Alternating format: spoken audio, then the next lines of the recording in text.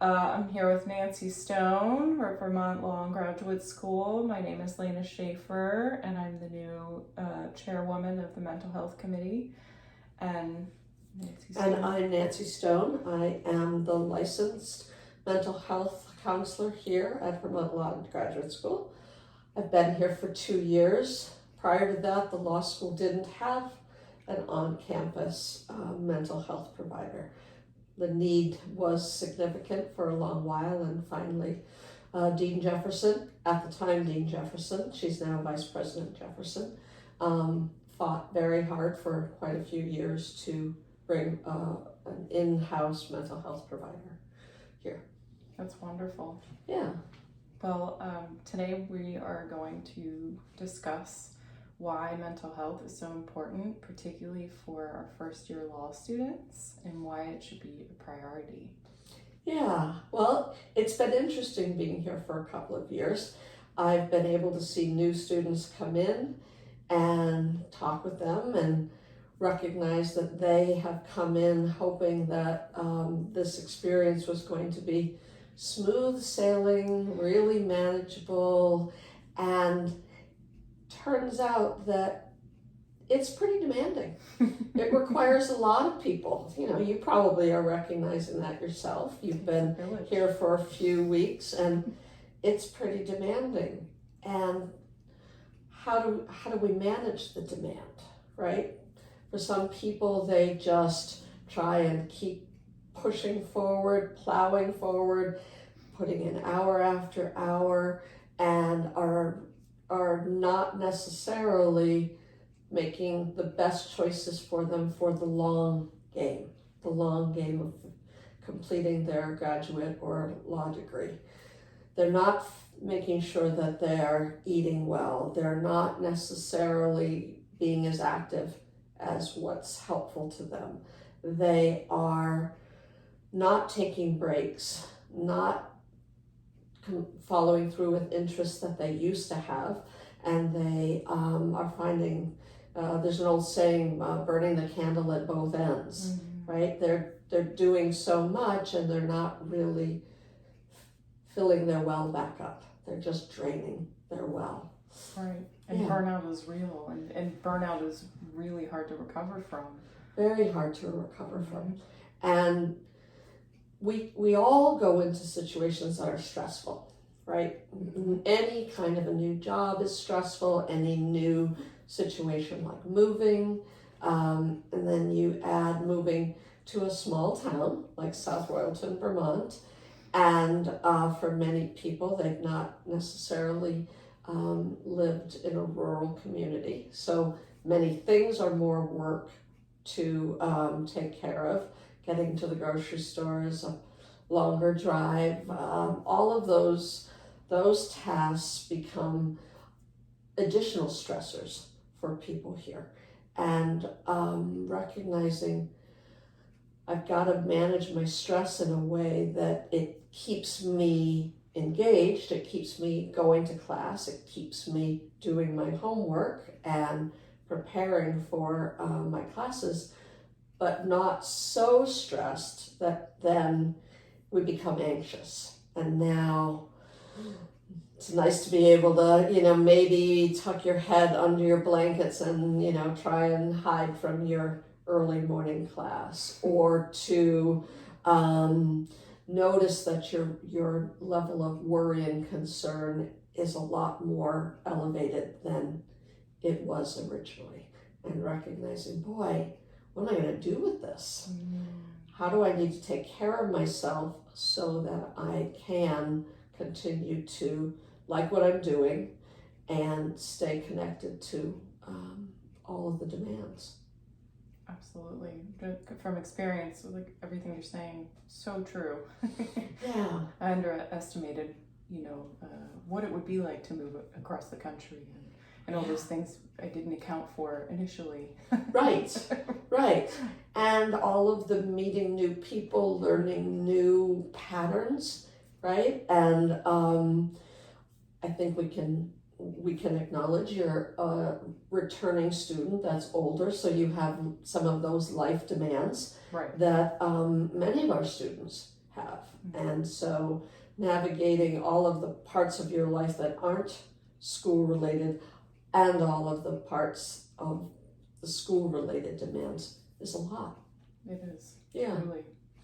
So what do you recommend, what would your recommendation for, all of our new first year law students, what can they do right now to help? I think one of the most important things they can do is have some compassion for themselves and to say, oh, this is hard and I'm doing the best that I can. And as I get better at things, I'll do better. As I become more familiar with expectations, I'll do better. Recognizing that they're sitting in classrooms with people who they may not look like they're stressed, but they are too. They're feeling some of the same worries and concerns. I think that's important to realize because it's easy to think everybody else looks fine and I'm the only one that is internally, really feeling uncomfortable and really worried and heading towards anxious. So compassion, really important. Creating some times of doing things that really make you feel like yourself. That things that have been important to you in the past should not get just put in a box and duct taped and put into the back shelf of the back closet. Those things need to be available to you now. If it's something outdoorsy, then get outdoors. If it's something like yoga or making music or listening to music, do those things. Hobbies, do a smaller version of it so that it allows your brain to have a chance to rest, to recharge, to think about things that are areas of interest, areas of enjoyment, to help remind you of who you are. And then recognizing that eating well, getting good sleep, spending some time socially connected to people, finding the right amount of time to be socially connected to people, because that can be difficult at first too. It's a whole new place, you want to meet lots of people, and that's both good, but then it also carries the worry and concern that am I balancing the scale too much towards socializing or too much towards nose to the grindstone and studying? So finding that balance too. Right, and I also, we touched on in SWAN support, how many people are just not taking a break from schoolwork. Like maybe you can speak to how your brain needs downtime to regenerate, to actually be more productive, to be able to do memorization and study efficiently. And when we hold SWAN support, we choose a topic that is non-academic on purpose, so we can just be real people relating about things other than law. Yes, and having our brain think about other things that are enjoyable is both really healthy for your brain because it gets just a little chance to rest and recharge. And as it turns out, at the same time that we might be thinking about going bowling with friends, or we go and do that activity, the back part of our brain is using that time to connect some of the dots of the things that we've been learning. So integration is happening in your brain when you have the opportunity to shift your focus towards some things that are non-academic. Right. It's the hippocampus, right? It starts to compress all the information so that it becomes committed to memory permanently. Yes. Right. Important for students to realize that even when you stop studying, your brain is still compressing and making permanent that information somewhere. Right. I don't know, for me, when I took up an instrument as an adult, I practiced and it wasn't going that well. If I took a day off, oftentimes I played a tiny bit better because in the back of my mind, some of those connections were getting put together. And integration was happening. That's the same thing with anything that we're learning. We've got to, take the time and the effort to put in the work, and then we've got to allow for some of that rest and integration to happen. Right.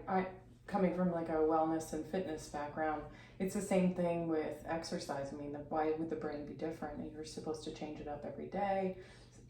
Half the days should be rest days, the other days should be, active days. It's the same for your brain. And Right. People don't value what actually the magic that happens upon Right. relaxation.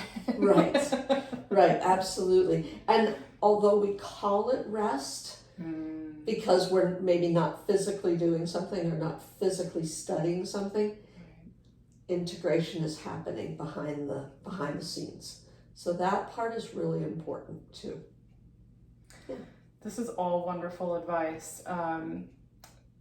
And you and I are going to be doing some creative workshops and facilitating some things together here on campus to help students get more support. But they can come see you anytime, right? Right.